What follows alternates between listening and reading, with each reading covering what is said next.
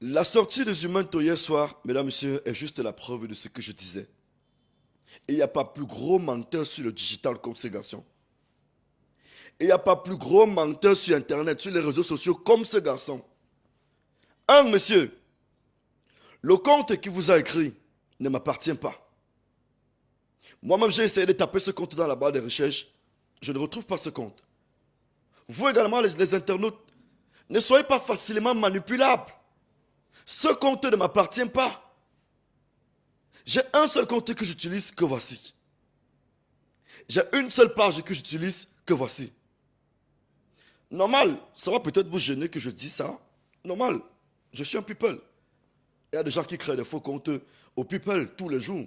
J'ai des pages créées sur Internet, et il y a des pages créées sur Internet en mon nom, dont je ne connais même pas qui est détenteur de cette page et tout. Je ne les connais pas, monsieur. Je ne sais pas qui vous a écrit. Je ne vous ai jamais écrit. Je n'aurai jamais besoin de vous.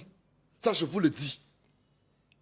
Et mesdames, messieurs, hier, j'ai essayé de vous démontrer que ce garçon détruit beaucoup de familles.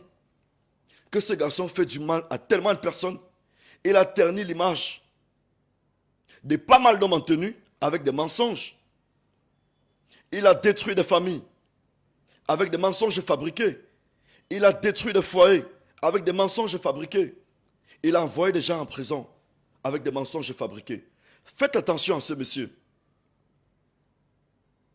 Faites attention à ce monsieur qui se dit lanceur d'alerte, journaliste d'investigation, sans jamais faire d'investigation. Monsieur, je vais vous prendre un cas très récent aussi. Je vais vous prendre un cas très récent. Mesdames, messieurs, je vous prends un témoin. Il y a le cas de la jeune dame policière dont il a dit sur sa page qu'elle a jeté quelqu'un en cellule pour n'avoir pas payé l'argent du monsieur qui lui a fait le tatouage. Mesdames, messieurs, ce que vous ne savez pas, c'est que depuis hier, et je le dis officiellement, désormais ce sera sa parole contre ma parole. Si ce gars désormais invente ou fait une publication mensongère sur vous et que vous avez des preuves, contactez-moi. Mon numéro est sur ma page officielle. Je réponds à tous les messages inbox.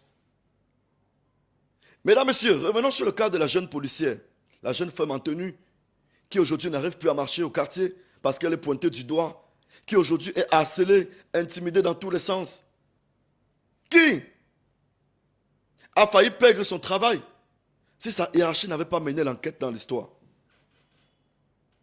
Cette jeune dame a été harcelée par ce monsieur. Cette jeune dame a été victime d'harcèlement. Cette jeune dame a payé les services de ce monsieur qui lui faisait la cour. Elle a longtemps refusé. Monsieur, si vous faites la cour à une femme et qu'elle ne veut pas de vos avances, libérez-la. Il y a tellement de femmes dehors. Et nous tous on connaît l'histoire des gars qui font les tatouages. Dès que vous voyez un gars faire le tatouage, il pose les cils, il fait les ongles, il fait les travaux des femmes, il fait les coiffures. C'est des harceleurs terribles. Il fait les massages. Les femmes ne peuvent pas seulement vous dire ce qu'elles subissent de ces gens. C'est des gros pervers et harceleurs terribles. Cette dame n'est pas en couple, n'est pas mariée avec un homme en tenue comme votre grand célèbre juriste mondial, Zuman Tola dit sur sa page. Elle n'est pas mariée. Puis encore même, elle est célibataire. Ça veut dire qu'elle ne sort même pas avec un homme en tenue. Comme l'a annoncé le justicier des réseaux sociaux, le justicier menteur des réseaux sociaux. La mauvaise voix du peuple. Je vais vous laisser, mesdames, messieurs, écouter cette note vocale de 4 minutes que cette femme m'a envoyée. Et en fond, vous allez écouter la note vocale. Je mettrai aussi des captures d'écran, des échanges entre la dame et ce monsieur, jusqu'au paiement des services du monsieur. Et cette dame ne l'a jamais jeté en cellule. Cette dame ne l'a jamais jeté en cellule. Comme tu es très fort et que tu peux prouver que cette dame l'a jeté en cellule, prouve-nous qu'elle a jeté en cellule, monsieur. Moi, je vais te dire comment on dit en baranté. Tu nous. Tu es baranté, non? Nous. Et tu es un gros menteur. Tu as passé ton temps à mentir, même sur ma personne. Tu dis que Pifo, son joueur préféré, c'est le gold. Comme tu es un grand journaliste d'investigation, là, je te donne 10 ans encore de trouver une seule preuve de mon orientation sexuelle comme vous avez décidé de me classer chez l'Indepso. Donnez-moi une seule preuve. Ma joie de vivre vous énerve. Je vis tellement bien au Cameroun. Je bois, je danse, je vais dans les snacks, dans les boîtes de nuit, dans les hôtels, je voyage un peu. Contrairement à toi qui es obligé de vivre en cavale. Tu vis en cavale là-bas au Sénégal. Je sais que où tu te trouves à présent, tu es au Sénégal, monsieur. Et ce gars, tellement il a détruit des vies, qu'il a failli détruire la vie de monsieur Steve Mbienou, DG, area manager de OneXBet. Souvenez-vous, il avait dit que ce monsieur ne peut pas mettre ses pieds au Cameroun. Mais subitement, le monsieur dont à l'instant dont il disait sur sa page qu'il ne peut pas mettre les pieds au Cameroun, faisait une conférence au Hilton. On sait qui vous a payé. On sait qui vous a payé. On ne veut juste pas citer le nom. Mais votre démarche n'a pas marché parce que vous n'êtes pas Dieu. Vous n'êtes qu'un petit maître chanteur. Comme beaucoup de lanceurs d'alerte, tous les lanceurs d'alerte sont les maîtres chanteurs. Sont les maîtres chanteurs.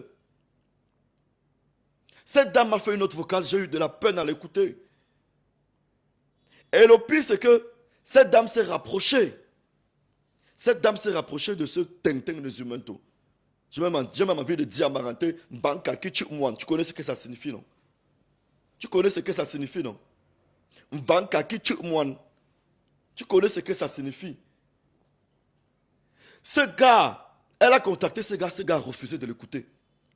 Ça veut dire dès que tu l'as payé là, dès que tu l'as payé, dès que tu lui as donné l'argent, il tape seulement, il s'en fout des conséquences. Quand la vérité vient, il s'en fout.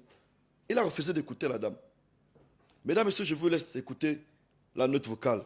Et je dis officiellement que tous ceux qui ont été abusés moralement et mentalement par ce gars racontant des mensonges, si vous avez des preuves, mon inbox est ouvert. Grand bonsoir, j'espère que tu te portes bien. Je suis Monique Evina, dont on est venu vous dire des mensonges. Déjà, les faits ne sont pas comme on est venu vous dire. Je vais vous envoyer quelques éléments de l'enquête pour que vous-même, lanceurs d'alerte, que vous puissiez mener vos investigations et voir si c'est ça ou pas. Et déjà, on vous dit que mon mari et mon ami quelqu'un en cellule. Moi, je n'ai jamais porté plainte à qui que ce soit. Vous pouvez le vérifier. Vous pouvez le vérifier. Je n'ai jamais porté plainte à qui que ce soit. C'est M. Ndiki qui est allé me porter plainte. Je ne lui ai jamais porté plainte. Et il dit que moi, mon mari et moi, on est allé le jeter en prison. Je ne suis ni fiancée, ni mariée. Je suis célibataire. Et je ne sors avec aucun policier pour dire que mon mari et moi, on est parti le faire. Donc, voilà, c'est à peu près ça. Lorsque je tamponne M. Ndiki, je le tamponne au marché Mokola alors que je partais faire mon traçage. En allant faire le traçage, ce dernier va m'aborder devant le public, bien sûr, parce que ce n'est pas quelque chose que quelqu'un ignore. Il va m'aborder devant le public, il me propose ses services. Je lui dis, ok, dans ce cas, tu vas prendre mon numéro, chose qui était faite. Le lendemain, ce monsieur, il me contacte. En me contactant, il me dit, c'est le Dinazo, le tatou, tu t'en souviens? C'est bonjour, j'ai dit à qui est journée, il dit c'est Dinazo, le tatou. Tu t'en souviens? Je vais lui dire oui. C'est trop long, je vais un peu sauter parce que si je vais vous envoyer ces échanges de SMS parce que je les ai, je n'ai pas effacé, je les ai. Il me dit c'est Dinazo, le tatou. Le gars va se mettre à me faire la cour. Il me fait la cour. Ça ne m'intéresse pas de sortir avec lui. Ce que je veux faire, c'est le microblading. Donc, ce qu'il est en train de faire sur mes sourcils.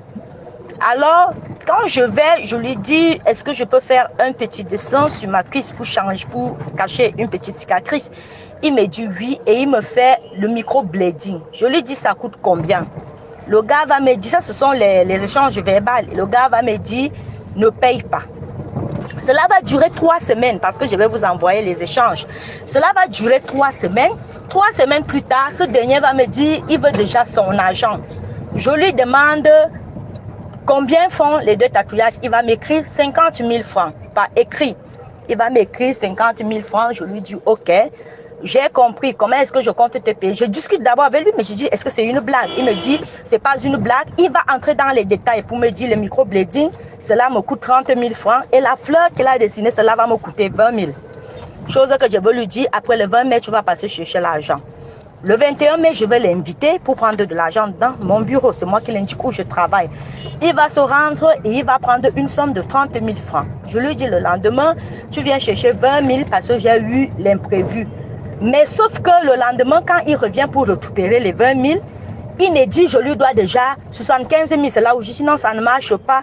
Si c'est ainsi, moi je ne te donne pas l'argent parce que je me rends compte que tu es en train de me faire chanter. Il me dit, j'ai tes images, je veux te salir, je veux balancer à Facebook, je veux aller à la DGSN. Je lui dis, ok, si c'est comme ça, il faut le faire. Mais moi, s'il n'y a pas une procédure juridique, je ne te remets plus un franc. Et il va se rendre dans les locaux de la DGSN où il va aller se plaindre contre moi. La grande hiérarchie va me convoquer. Bien évidemment, je veux partir avec toutes les preuves. On a exploité son propre téléphone à lui. On a vu là où il me demandait une somme de 50 000 francs. La hiérarchie va me demander de lui remettre les 20 000 francs qu'il restait sur décharge, chose qui a été faite. La personne qui l'a mis en cellule, ce n'est jamais moi. Je ne lui ai jamais porté plainte. Il dit, vous pouvez mener vos investigations. Je ne lui ai jamais porté plainte. C'est maintenant que j'ai l'intention de le faire. Partout où mon nom ou mon image est passée, je vais lui porter plainte pour cela. Donc, je vous envoie quelques messages maintenant. J'étais au travail, j'ai pris le taxi pour arriver à la maison parce que le téléphone que j'ai, on appelle ça comment, les preuves. Depuis un temps, il m'envoie, les gens me suivent. J'ai décidé de le cacher à la maison au cas où on peut me l'arracher. Donc, dans mon téléphone, j'ai quelques éléments de preuve et arrivé à la maison, je vais vous envoyer le reste.